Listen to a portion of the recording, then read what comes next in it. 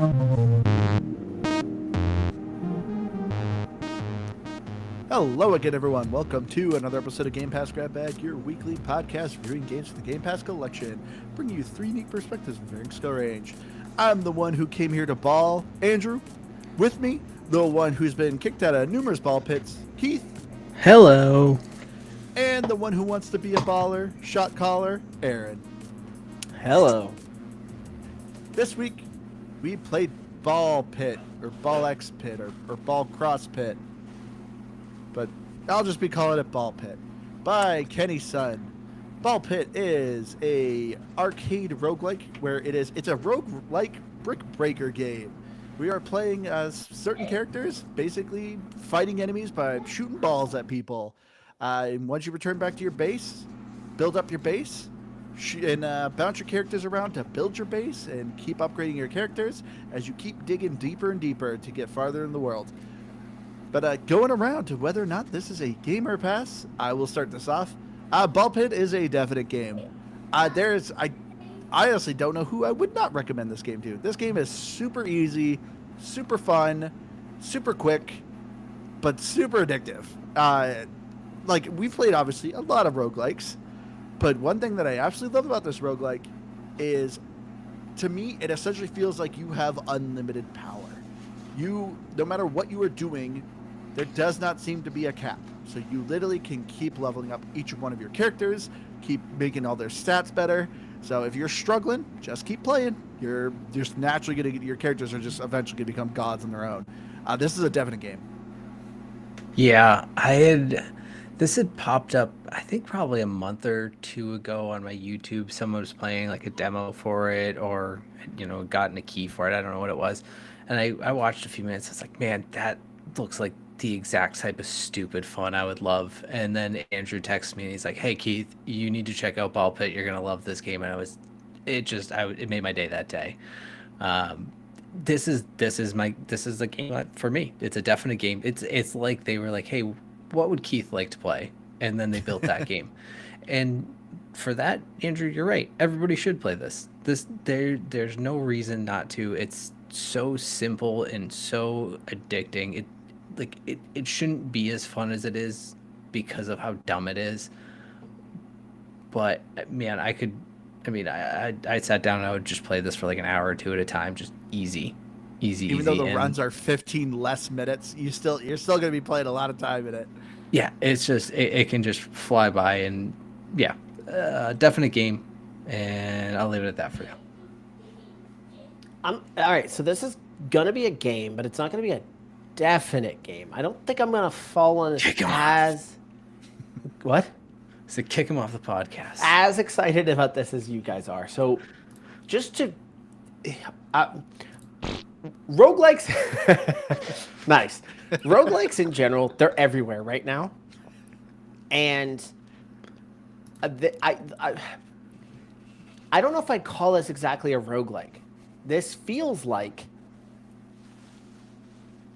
Deep Rock Galactic Survivor, Megabonk.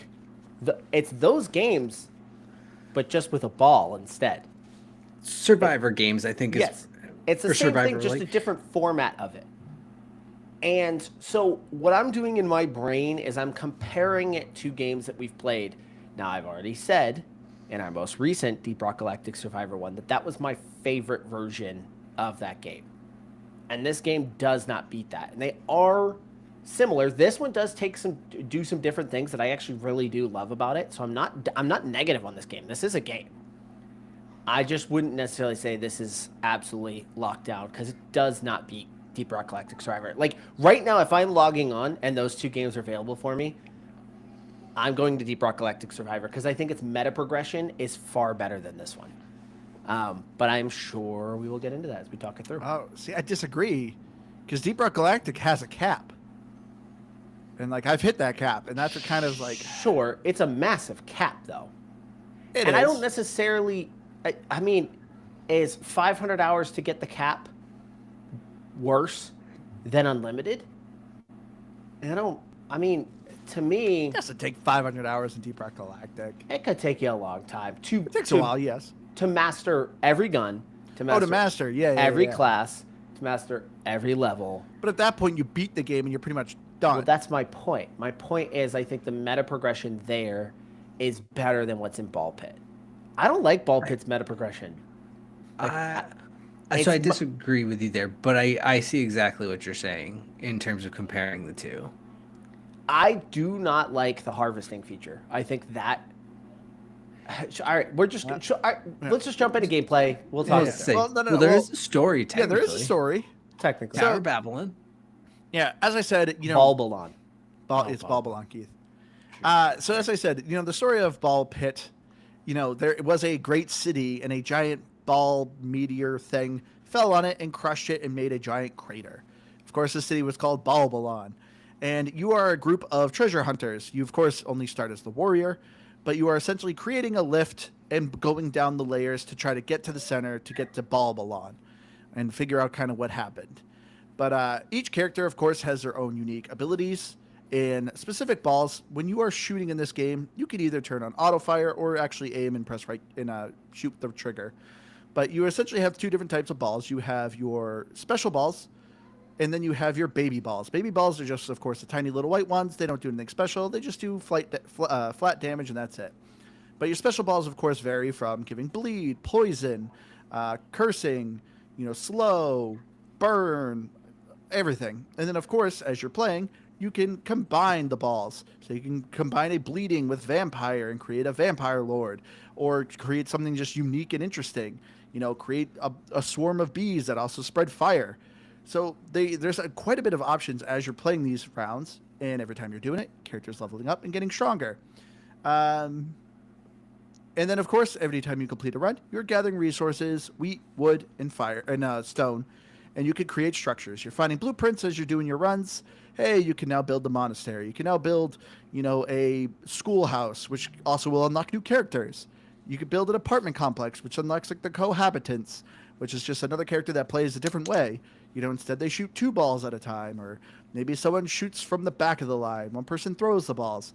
But you are just playing with each of these characters, leveling up, and as I said, try to get deeper and deeper into the hole. Is there anything you guys really want to add to the story? I like that it had one at the beginning. It was actually interesting of this is why you're doing things. Yeah, I mean, it was, my thing, especially when it comes to these games, really, especially when I couldn't care less. It's a means to an end.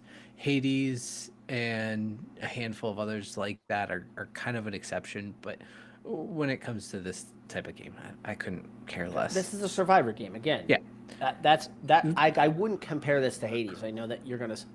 I know that the easy Whoa, thing no, to say I'm not is carrying like this to Hades in any way. I'm just saying in terms of a roguelike or even a survivor. There's just, if you want to put in a story, I think I want to say Vampire Survivors has a little bit of it, or Brotato has a tiny bit of it, but it's really a means to an end. Anything that's in there is a means to an end. Well, that's the thing, right? This will get labeled as a roguelike, but I really do think those are two different genres. I think Hades is a roguelike. What was that one? What was that really popular one with you have the green flaming skull? Oh, Dead Cells. Dead Cells. Yeah. So, those were all roguelikes. And this to me is much more of a Brotato, Deep Rock Galactic Survivor, Vampire Survivors. That's to me what this is actually more like. So in my brain, again, that's where I was doing most of my comparisons. This is just a different format of that, which I, again, huge fan of. Like that it's that ball breaker type games. What were those? What was the name of that? Brick Breaker.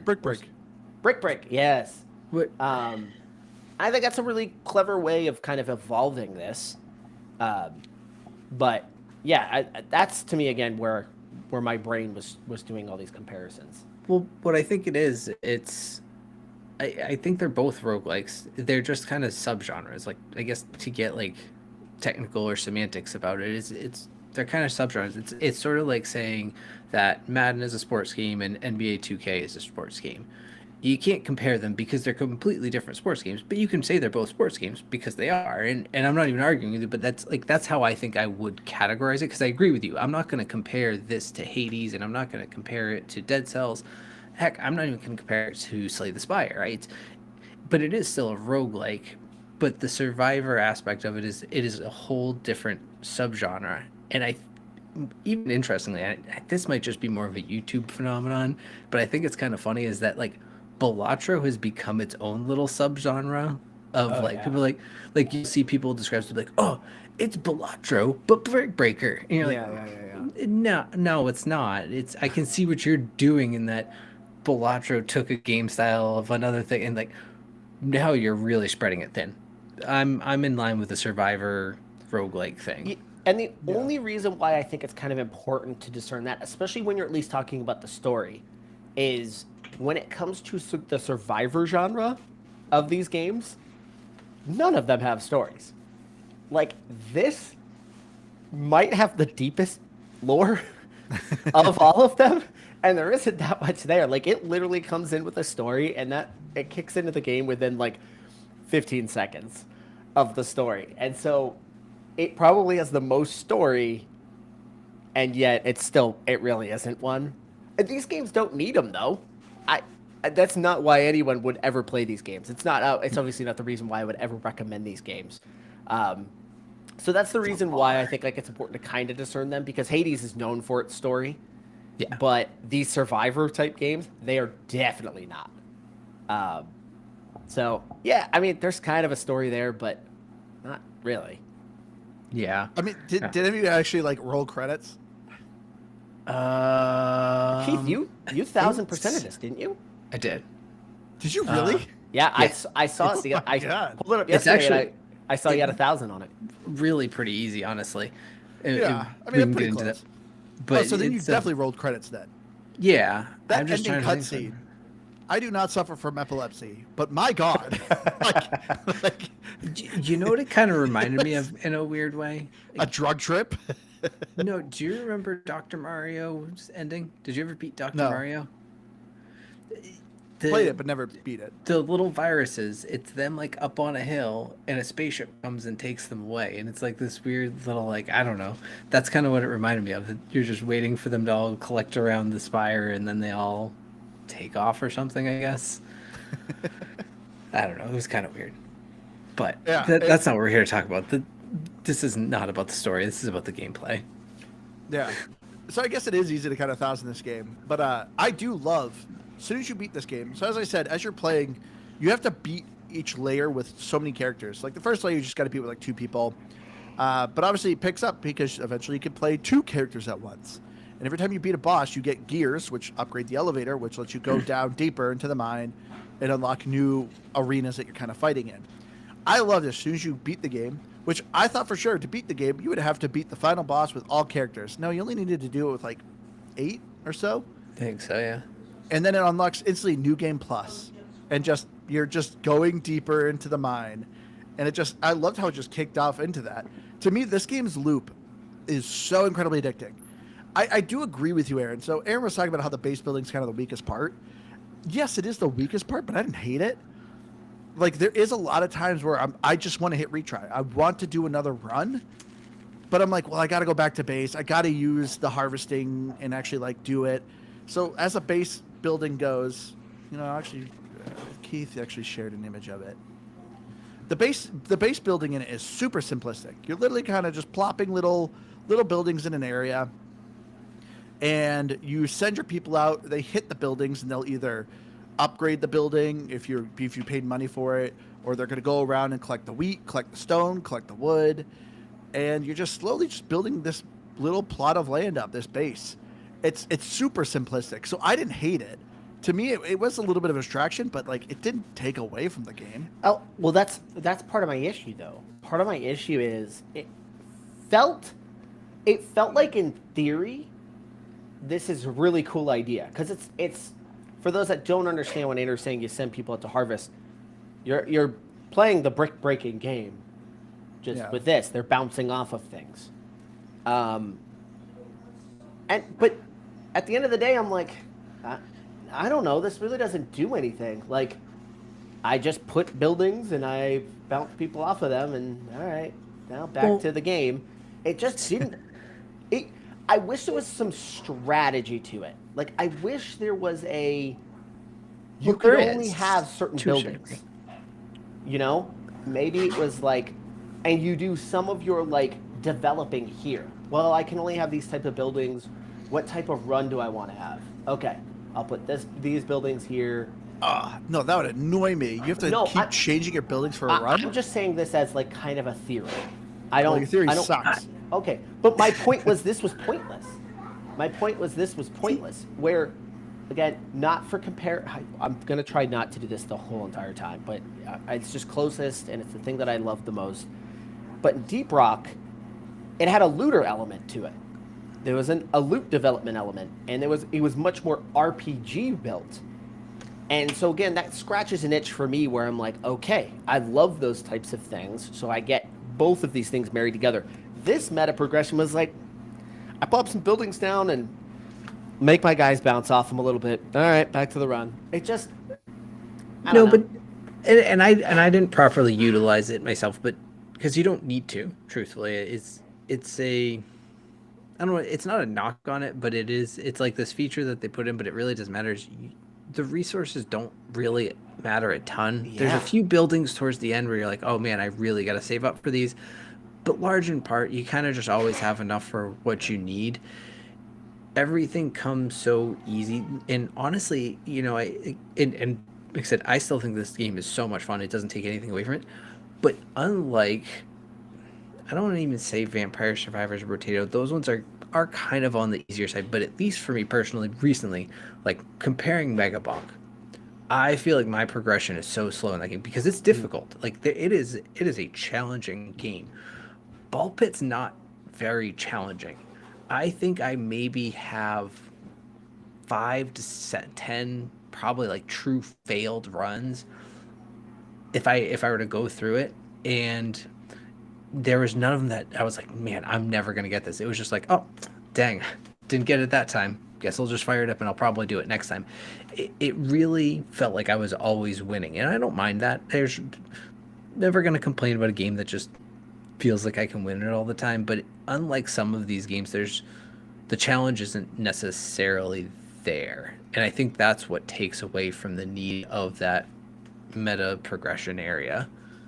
Well, I was fully expecting to come on here and you guys roast me because that meta progression area, that resource area, was so simplistic and kind of just silly to me that I was like, I'm clearly doing this wrong because there's no way this thing is just that's all it is.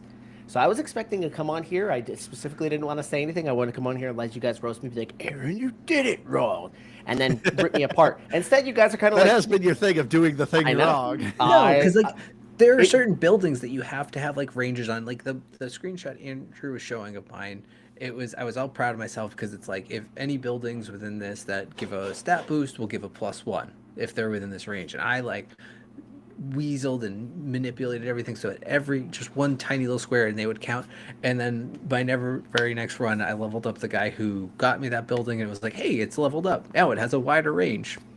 All that work was meaningless. Yeah. All I had to do was just wait one run.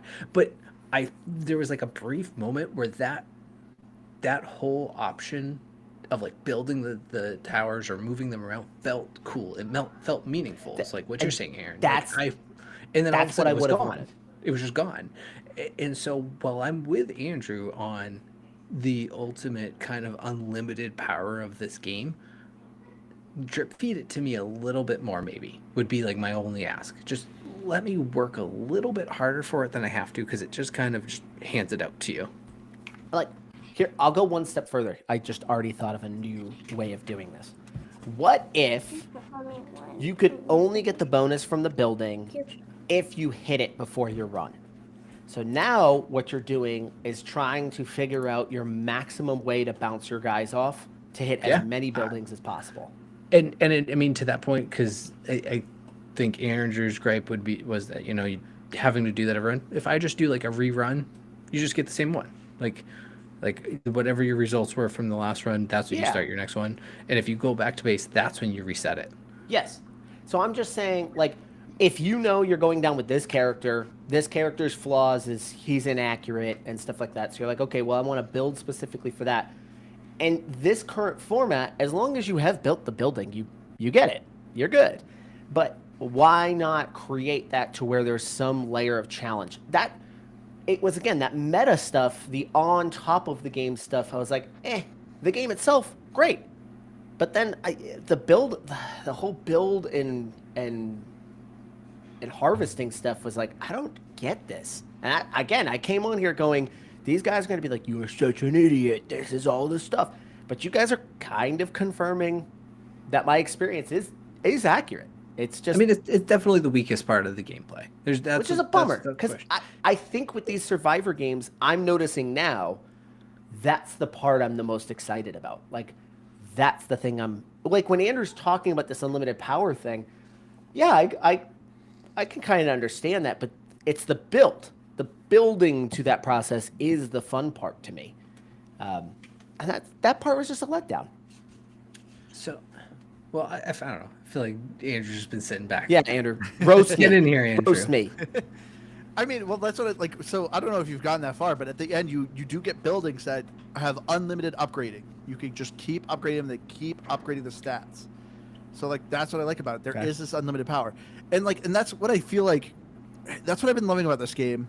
And I feel like a lot of big developers are missing is when people play a video game, they want to feel like a god.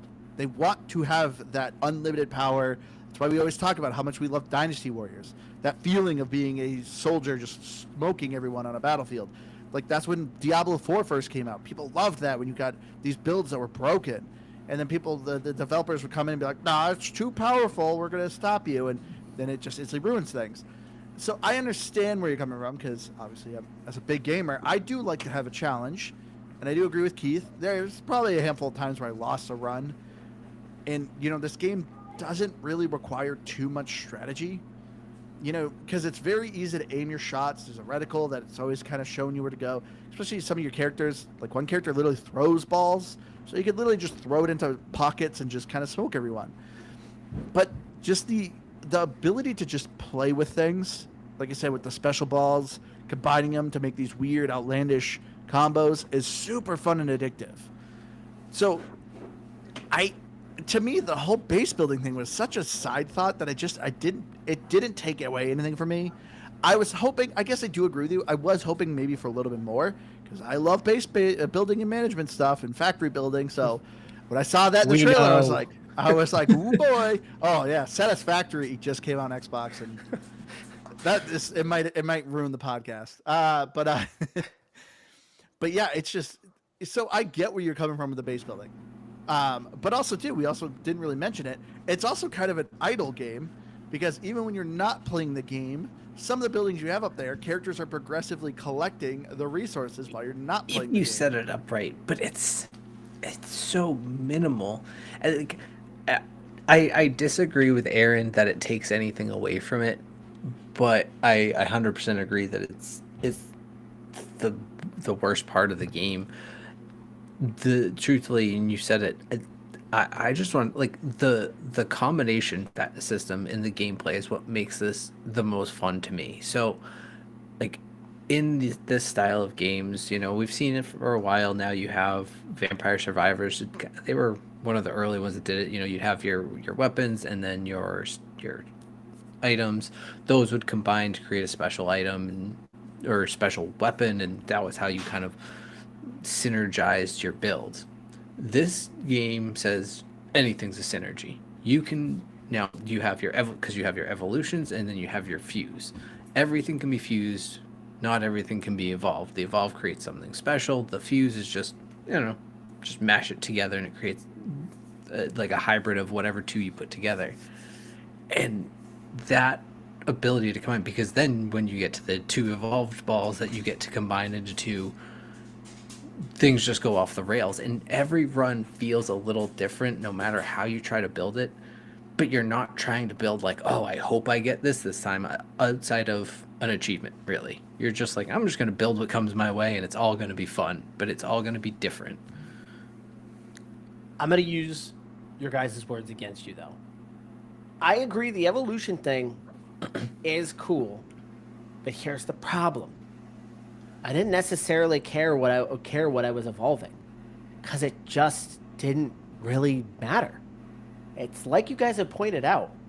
you don't really lose in this game, and you can apparently have unlimited power in the end game in the new game plus.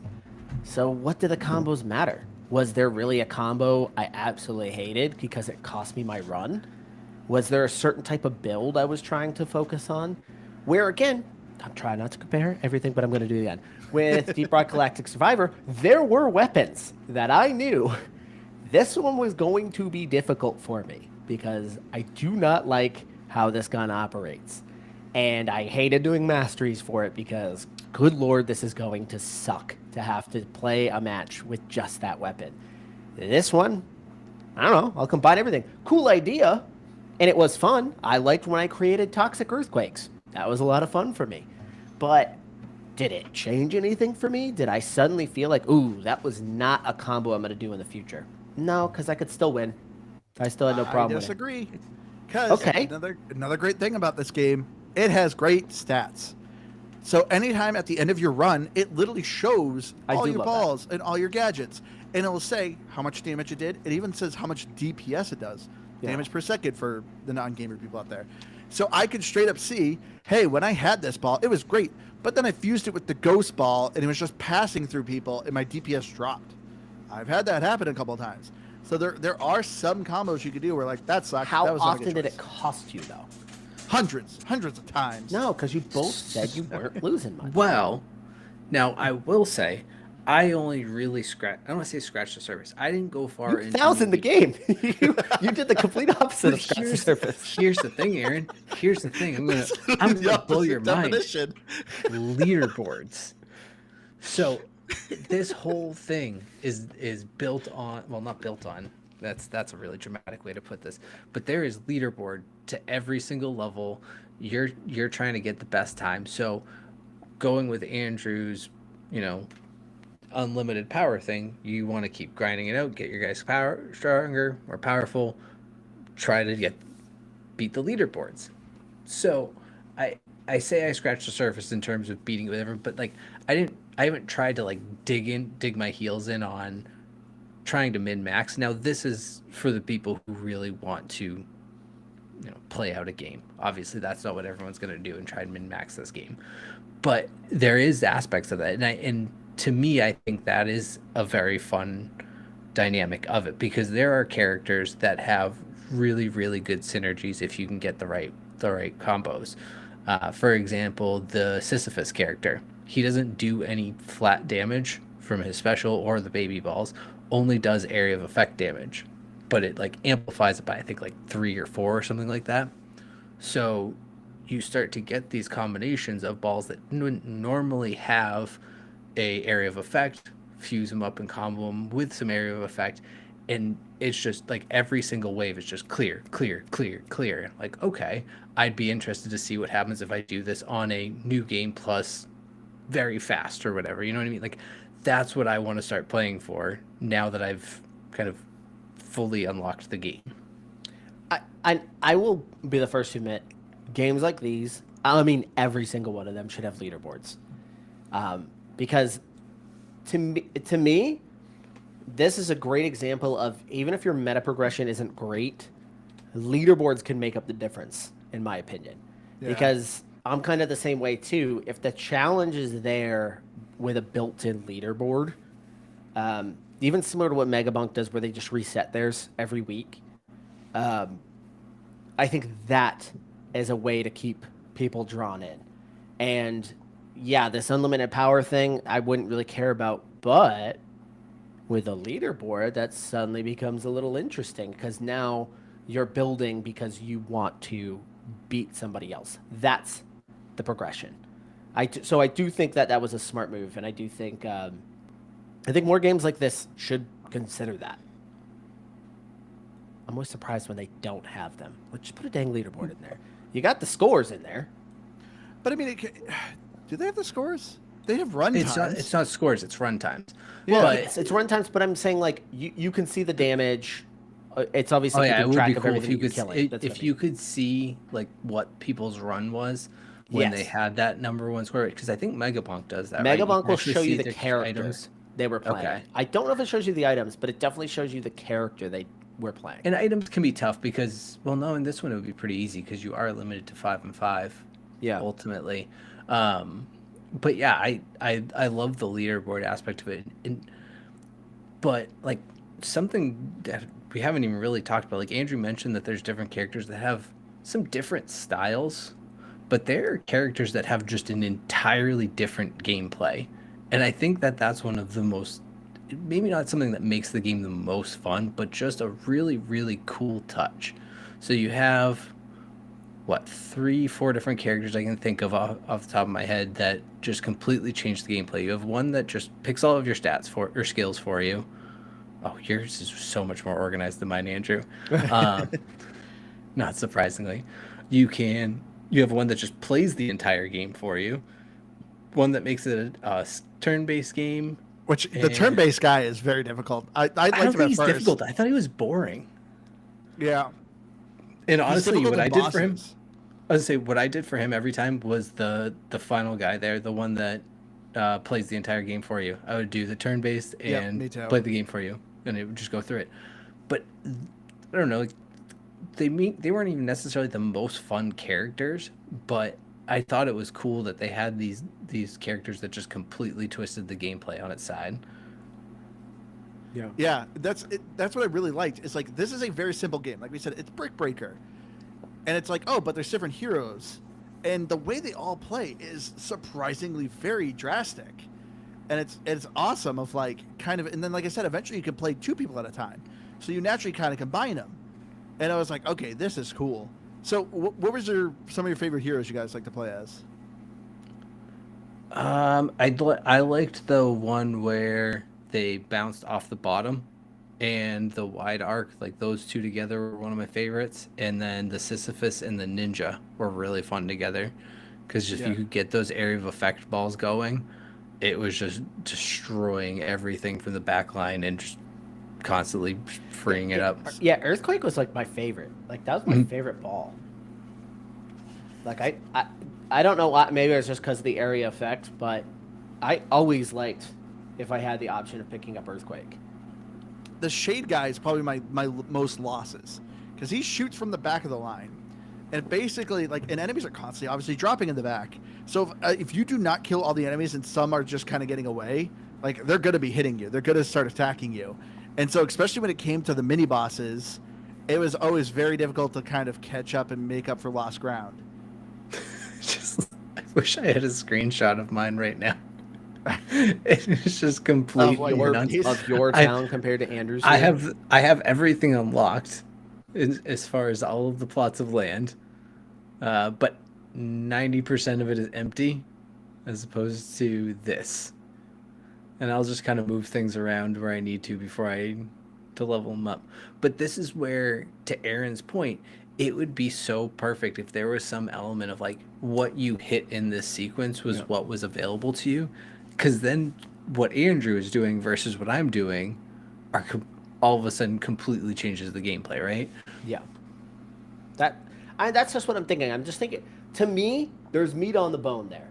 Like that's kind of where I look at this. And in the grand scheme of all this, it is wild to me how this genre of game is like quickly becoming like one of my favorite genres. And it's I like how Andrew just set this up and isn't even playing right now, by the way. I put the Radical in. He plays for me.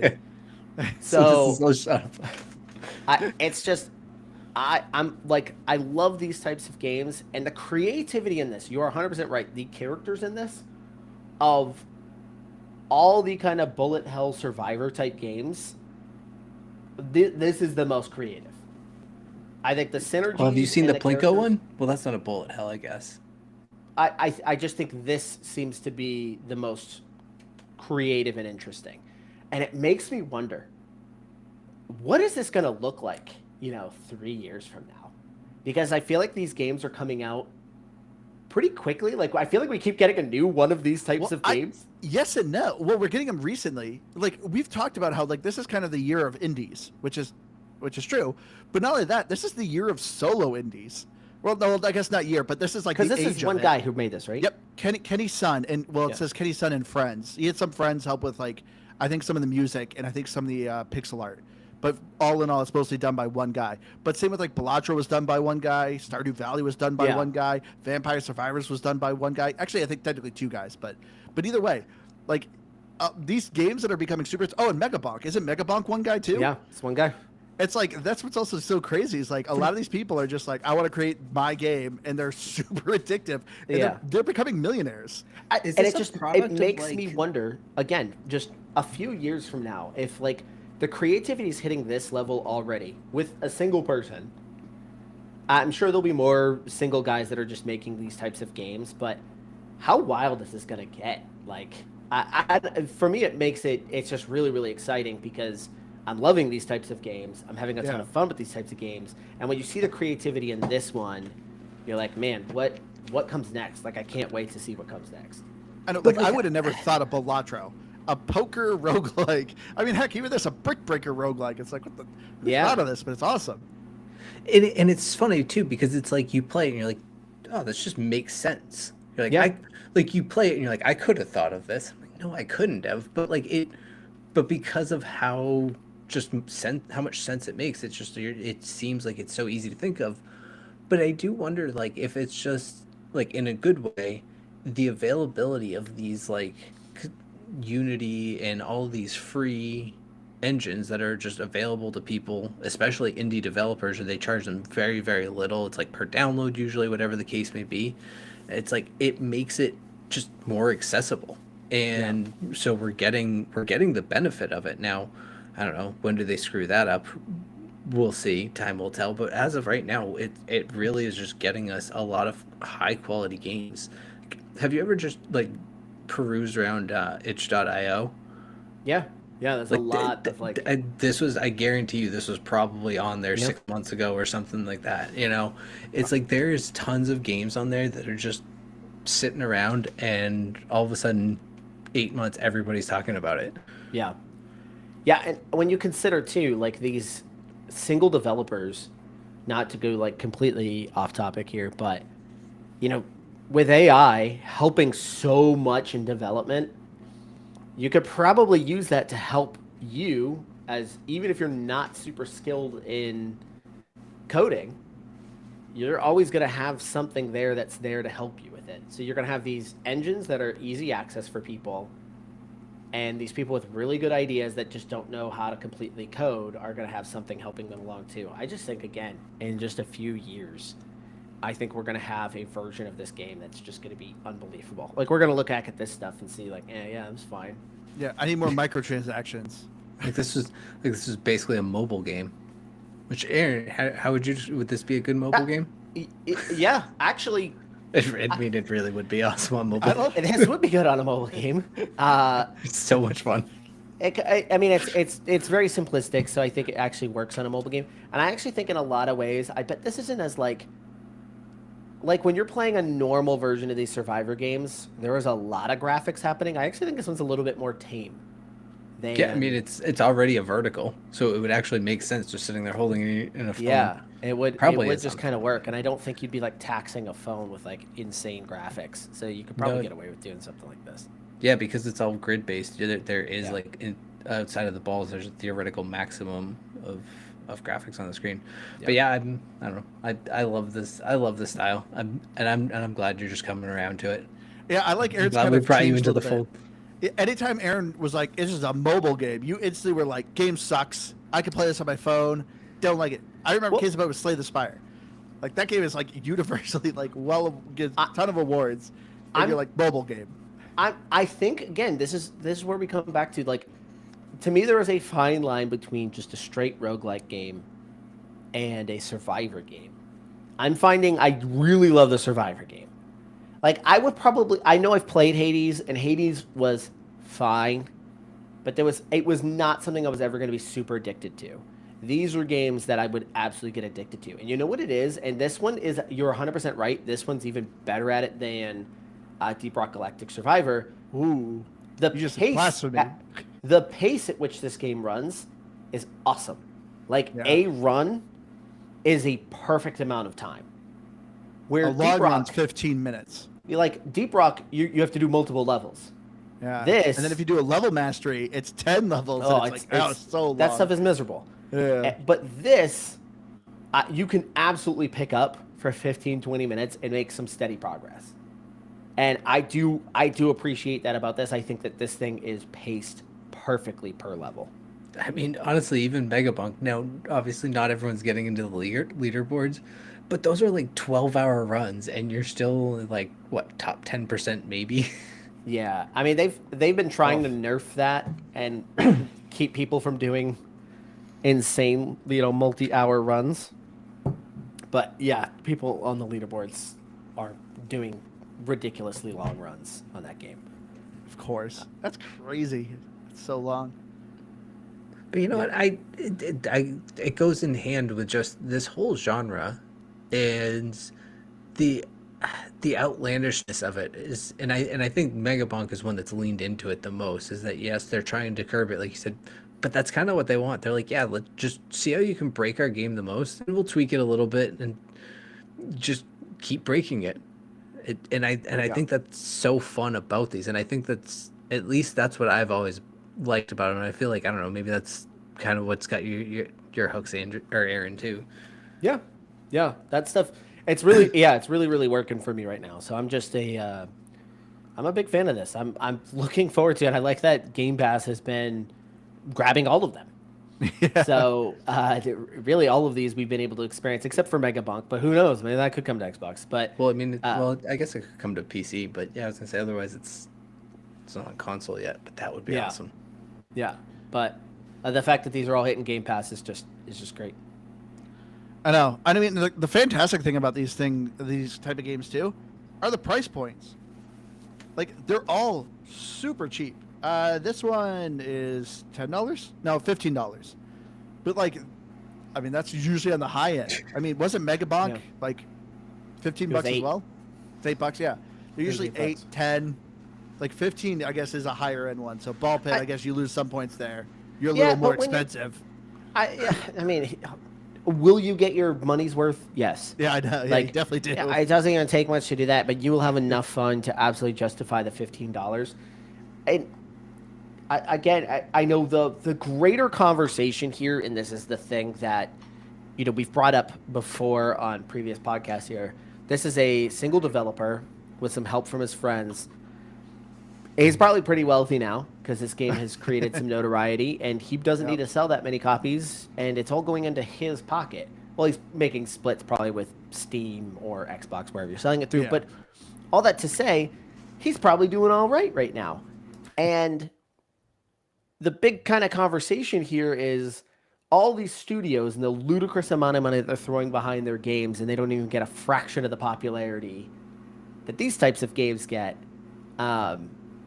You kind of just, don't you wish one of these big Xbox studios, they just got like 6 people together, they created a game like this on a relatively small budget, but with all the resources of being at Xbox, and see what they could come up with?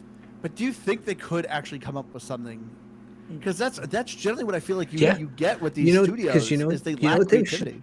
What they need to do, and I say they need to do, but like personally, what I could see, especially in a like companies these size, right? Having worked around a lot of software, like they'll always do these like bug offs or whatever they call them. Like they'll have different terms for them, and they'll just throw all the developers for like 2 weeks, and they're like, just develop something, anything, doesn't matter. And then we vote on what's the best one. And then, like, hey, is there one we can incorporate into our product? I mean, that's how Grounded came around. Yeah. I mean, and game jams are exactly what these are. Like, that's not a new thing. So we'll get these big developers with thousands of mid-level, low-level developers say, hey, we're going to do a game jam. Everyone throw it out there. And, like, yes, it's going to be our property, but we're going to treat you like an indie developer. We're going to silo you off. Kind of do your thing. You get 2 years to create your game, and that's it. I don't know. Maybe we get some gems. Maybe we don't. A ton of games have been created by those types of things. It's absolutely have their name on a game like people just doing that. Yeah, it's a small group of people that come up with a really good idea, and they pitch that idea. And I don't know. To me, if you're a major studio and you're watching these games go huge, I mean, you've got to be thinking to yourself, what are we missing here? And there's obviously creative people at these studios, and not all of those guys are completely bankrupt for ideas. They've all been making games forever, and they've probably got some really good ideas that just nobody's giving them a chance to make. And it's just surprising to me that we haven't seen an Ubisoft version of this game. Ubisoft could have made Clair Obscur. Well, I mean, that's true. I mean, that's another great example. That's another great example of. Here's probably a much better example than, say, Ball Pit, and not to take away from Ball Pit, but just because of the size of Clair Obscur versus this game. But like, even in cases of, I feel like game like this, not all of them, but they are people who have experience, and usually it's industry experience, and they're just, they burnt out, they moved away from it, whatever the case may be. Like Balatro, he was a game developer, he worked in it, he had never developed his own and just decided to on a passion project. So it's like, these aren't complete strangers to it, I guess, in most cases. Yeah, that's my greater point. My greater point is just, this game would not cost you a lot of money to make. So it's just, that's the part that's surprising to me, that nobody has tried. Like, all right, let's make our own version. We're only going to put a couple million into it. Yeah. And the return would be a lot easier to get to. This is a very similar thing that happens in movies. Like, Blumhouse is very famous for this. Yeah. They have this strict, their movies can't be over a $5 million budget. And a lot of those are going to fail. But the risk was nothing. And then a few of those are going to make, 80, 90, $100 million. So to them, it's always worth it to just throw the $5 million at a ton of movies, and those few hits will fuel everything and take care of everything. And then even those losses on those other ones weren't that big of a deal. And I'm just surprised gaming hasn't kind of looked at what the indie scene is doing right now and said, why aren't we doing some of that? Like, we can still do our big projects, but let's do a bunch of small ones too. Yeah. And like with Ball Pit here, I don't really quite know how long it took this one guy to make this game. But if you had a team make this game, that's what I'm saying. It's not a very in-depth game. I feel like they could have churned a game out like this in a year. And that's you make a valid point with this, Aaron, of why don't they just have a small team kind of figure out something like this? Though, and I don't want to say I don't know, some of this, it's would it have been made with the same love? Probably not. No. and I know it's so stupid. It's corny to say, but it isn't. This, if it was thrown together in a month by an EA, it wouldn't have been nearly as neat, I think. I don't know how to explain clear when I'm saying all this, because I do think somebody out there is probably screaming that right now. Why the heck would I want an Ubisoft version of this game?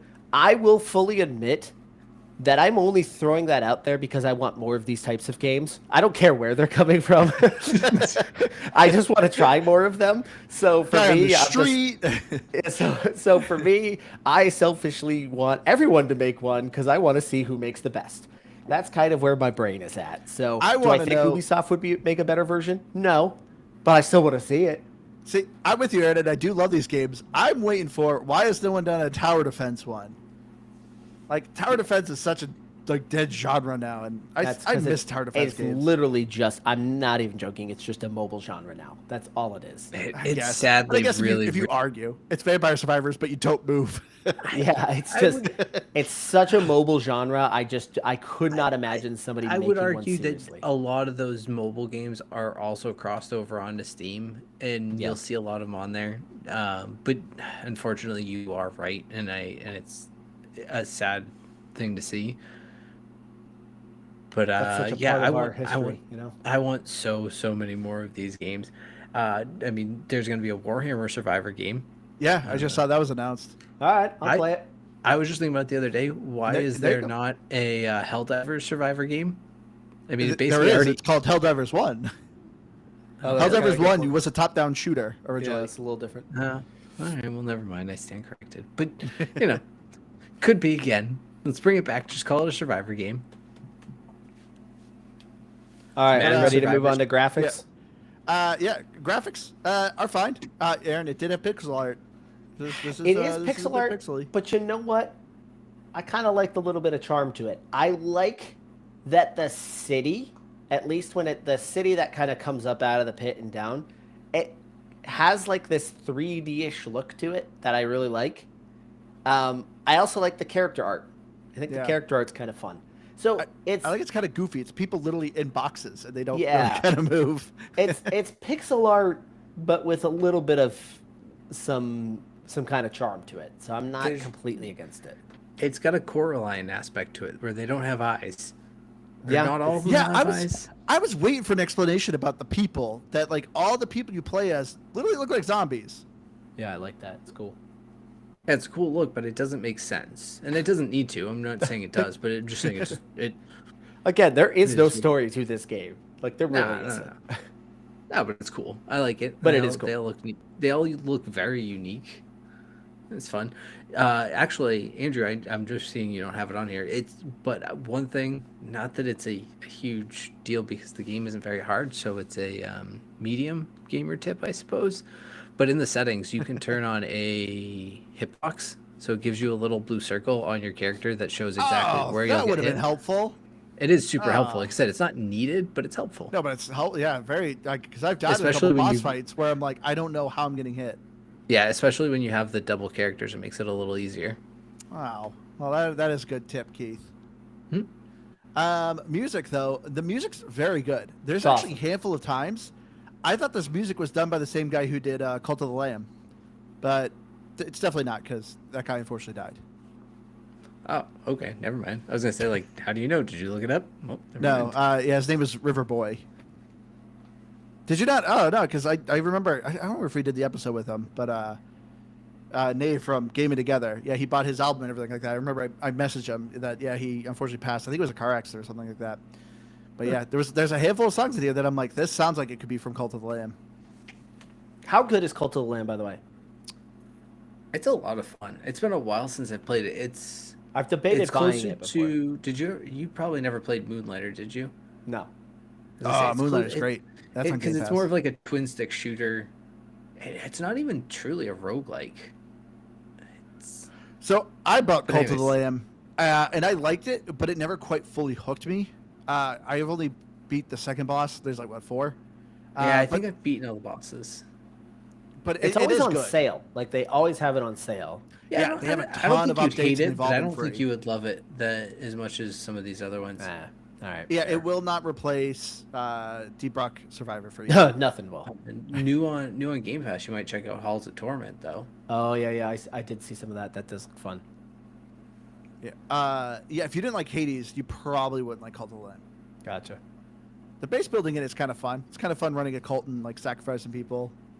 That does sound fun. I've always wanted to do that. Especially again, scratching an itch I never knew I had. Type animals. But yeah, so music's good. The audio can get a little annoying hearing the balls just boop, boop, boop, boop, boop, boop. You hear that noise a lot. Yeah, that does suck. But overall, it's not bad. Like I said, at least the music is actually pretty decent enough.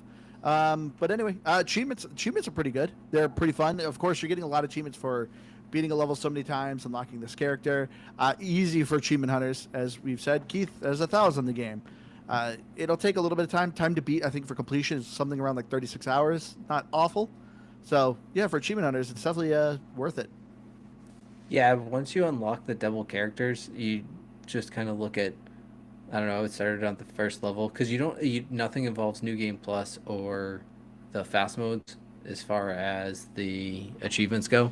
So I think and it shows you what characters you need to beat it with, so I would just intentionally select 2 characters I hadn't beat it with for each level, and that's how I knocked it out. And then I looked up a guide, not a guide, but like a how to build each item in the encyclopedia. Wow, Keith, you had to look up strategies. Loser. No, I just didn't know. I didn't know all the combos, and I wanted to try to everyone. Figure them out. Shut up, Andrew. You don't know me. Soda Chat asked if we reviewed Satisfactory. If it is Game Pass? Not, because it's not a Game Pass, but I mean, Andrew would just do that on his own. Like he already is. He doesn't need to that doesn't need to be on Game Pass. He will just gladly do an own review for that. I mean, I've always wondered, like, I feel like I probably wouldn't be good doing a solo review of a game, but like, there's a lot of games I could review. Except for that one, I think it'd probably be like a 2.5 hour long review. Maybe. A whole podcast on it. I still don't know if I'd be very entertaining. We'll see. If people want it, if people are asking for it, maybe I'll do it. I at least have a stream of it on our YouTube. But anyway, let's get into our final thoughts here on Ball Pit, or whatever you want to call it. Starting off for me, like I said, this was a definite game. It's super simplistic. There's very few people I could recommend this to. I could recommend this to my 6-year-old. It's super simple. It's very easy. It's addictive of just shooting balls around. Fun characters. The constant progression in it. I always felt like my characters were just getting stronger. The items you're unlocking, the balls, the combination you're making. It's just super fun and addictive. This game has so much replayability to it. So much to do in it. I do agree with Aaron. The base building was a little bit weird and weak, but it didn't take away anything for me. I still thought this game was just an absolute blast to play. It was easy, something for me to put up. I could watch TV. It didn't require a lot of brain power. This, like I said, eventually this game too, it can even be played as an idle game, as I've been demonstrating playing this as we're recording. But yeah, for me, this is a 93. Check out Ball Pit. It is a ton of fun. Yeah, I pretty much immediately knew I was gonna like this when I saw it. Was first run, just sealed everything I needed to know about it. And I don't think there was ever a point where I wasn't really having fun. I rarely did the idle aspect. I mean, other than obviously needing to beat it with that character, but I kind of just used it for one character that I just didn't like playing, which was the turn-based character. But still, I love that character was there, because I love when a game has already taken a genre and done something super unique with it. And then even inside of itself, they do something hyper unique with it even further. Like, that was just a really cool element. And for all of these games that I play, I love the item building in terms of the evolutions, the fusions, the combos you could create. Well, obviously not literally endless, just feels like it is. And it just felt like everything was different every time, despite your character walking up a row and playing Brick Breaker effectively. So I don't know what it is. I've said it, I don't know, more times, including off of this podcast, that this game is just so much more fun than it should be. Definitely play it. Yeah, I'll just go with Andrew on the 93. I think it's a good score for it. Yeah, this genre game is awesome. As we've gone over on this podcast, I just kind of can't wait to see where this continues to evolve. And right now, this one is not my favorite, but it's on the top of the creativity scale. I think just taking this game and switching up the dynamic of how you move, how the levels work, is really, really a lot of fun. The evolutions are a lot of fun. The characters genuinely feel wildly different from each other, and there just feels like there's unlimited combinations there. The biggest downfall, or the biggest pitfall, is the meta progression. And for me, unfortunately, it's the reason why it's not my go-to, is because I don't feel like that meta progression is enough for me to care. And maybe the challenge is part of the problem. Maybe I need to hit a brick wall to feel like that meta progression is so important. Where they're both right. That took you forever. I didn't know you were letting up another joke. So ever to get there. So, you know, at the end of the day, it's easy, and so the progression doesn't feel like it's doing much on top of it. So, unfortunately, it's the only reason why this is just not going to be a go-to for me. The creativity's there through the roof, but outside of that, and the gameplay itself is fun. Because the music is also great, I'm going to give it an 86. Man. All right. Well, that's going to do it for us this week. Thank you so much for our listeners who joined us in our chat. As I said, make sure you go to GamePassGrabback.com check at the very top right corner. You'll find the link to our Discord, our YouTube, and all our other stuff. You'll also, obviously, on the website, find all our past reviews. Make sure you join us. We always love talking to people. I mostly stream on our YouTube channel. Me and Keith are quite active on our Discord, so if you ever want to talk to us about video games or whatnot, make sure you join our Discord. And join our live recordings. We do it every Wednesday around 9 o'clock EST. But yeah, I've been your hardcore gamer host, Andrew. You can find me on Xbox Live at Firebird0952. I've been Keith. I was writing out the scores for Donnie. Are you not going to give us an opportunity to say goodbye? He didn't. No outro. Okay, go ahead. Bye. Okay. See Hi, you. everyone. Love you all. We'll see you again next week.